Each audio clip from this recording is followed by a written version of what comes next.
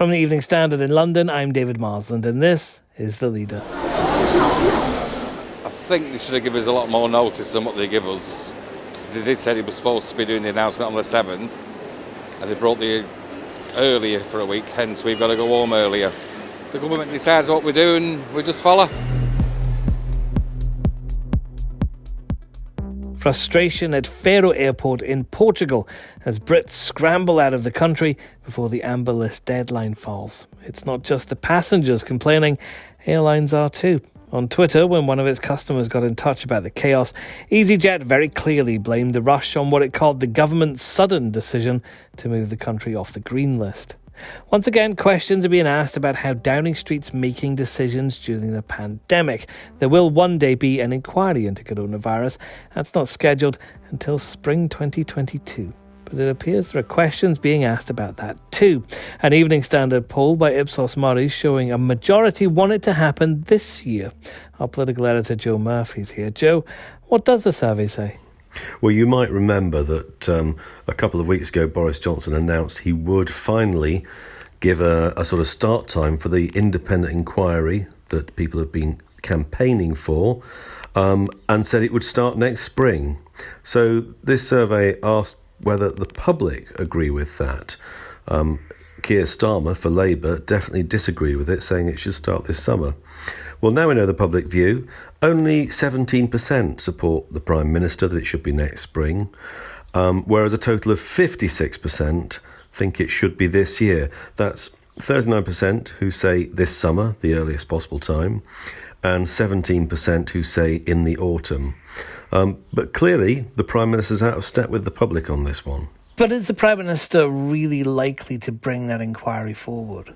I think it's unlikely, and I think he has got more cover now than he had before because of the increase in the Delta variant and now other variants, such as the one associated with Nepal, which mean that for the time being, things are looking uncertain, and he can argue, probably with some justification, that while things are uncertain, it's no time to start an inquiry that would take up the time of public health officials in particular. And there's maybe a suggestion of how the public thinks the government's handling the pandemic overall, with that apparent increase in lead between the Conservatives and Labour that the survey seems to show.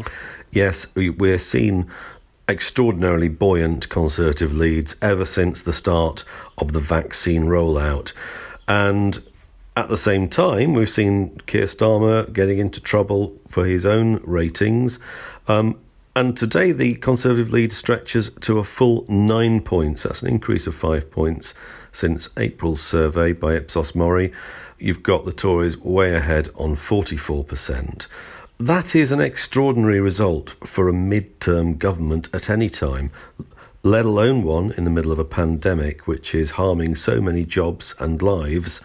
But of course, with the vaccine, people are seeing a good, strong, current trajectory towards this ending, and people's memories seem to be short. They are happy with the way things are going right now. I'm sure that could change.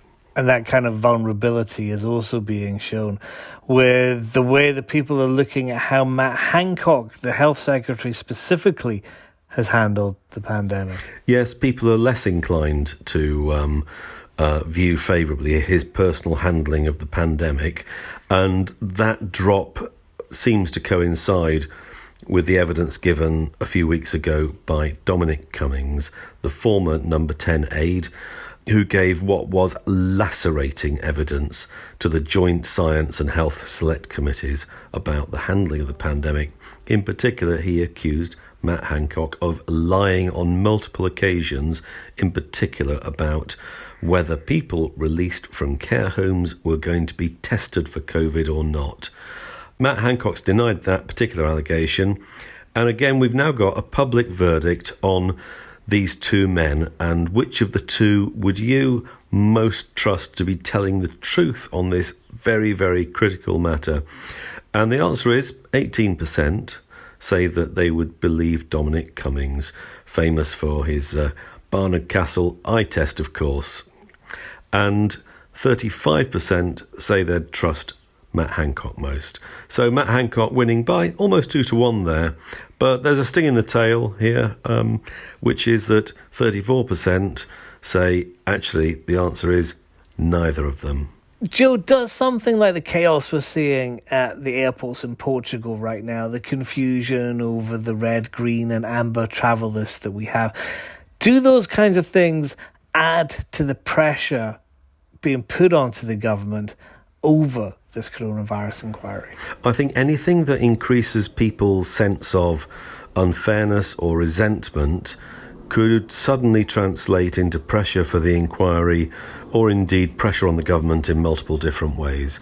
The dash from Portugal is chaotic, and the hardship to people affected, people who are in some cases paying eye-watering prices for tickets to try and get home before the deadline, or people who have invested in holiday flights that they won't get their money back from later in the summer, because I think people were given good cause for ministerial statements to believe only 2 weeks ago that the green list was likely to be expanded, not reduced. These little resentments could easily boil up, and I think this is why you see so much care being taken by the government to try and keep the public on side, including, for example, with its rejection yesterday of Tony Blair's call for people to be given extra freedom if they've had the 2 vaccination jabs. And Matt Hancock said to that, well, we prefer the idea of the whole country having the same freedoms and moving as one.